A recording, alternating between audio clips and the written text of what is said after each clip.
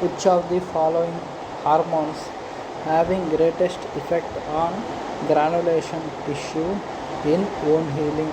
Option A ADH, option B estrogen, option C cortisol, option D parathormone.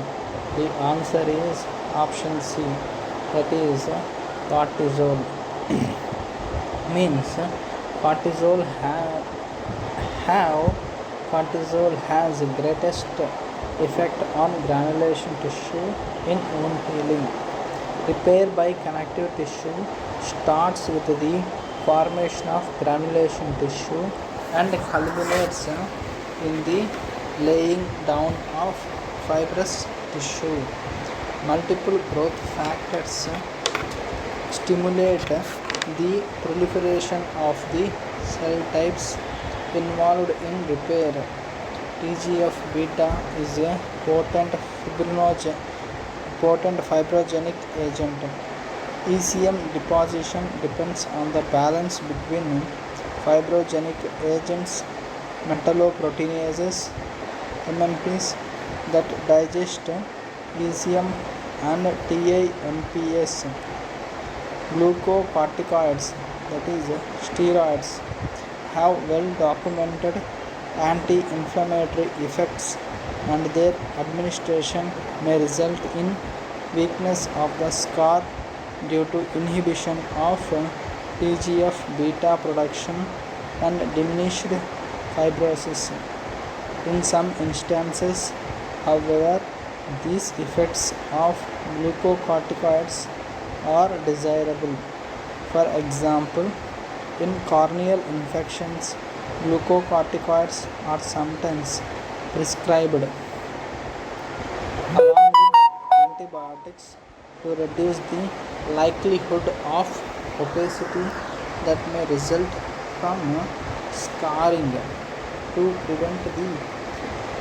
reduce the likelihood of opacity that may result from scarring. Question number 13. Pernicious anemia occurs due to deficiency due of option A folic acid, option B cyanocobalamin, option C riboflavin, option D pyridoxine. The answer is option B cyanocobalamin. Pernicious anemia is a specific form of megaloblastic anemia. Pernicious anemia is a specific form of megaloblastic anemia caused by an autoimmune gastritis that impairs the production of intrinsic factor, which is required for vitamin B12, that is cyanocobalamin, uptake from the gut.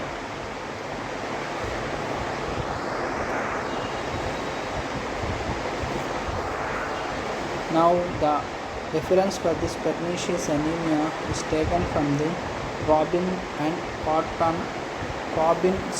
and Cotran's Pathologic Basis of Disease, 10th edition, page number 652.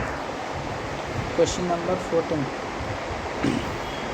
Which of following factors are associated with vitamin K? Option A 2, 7, 9, 10. Option B 3, 10 and 12. Option C 5, 12, 18. Option D 2, 6 and 8. Answer is option A 2, 7, 9 and 10. The functions of vitamin K are concerned with blood clotting process. It brings about the post-translational, that is after protein biosynthesis in the cell, modification of certain blood clotting factors. The clotting factors 2, that is prothrombin, 7, 9 and 10 are synthesized as inactive precursors, that is, zymogens, in the liver. Vitamin K acts as a coenzyme for the carboxylation of glutamic acid residues present in the proteins, and this reaction is catalyzed by a carboxylase, that is microsomal.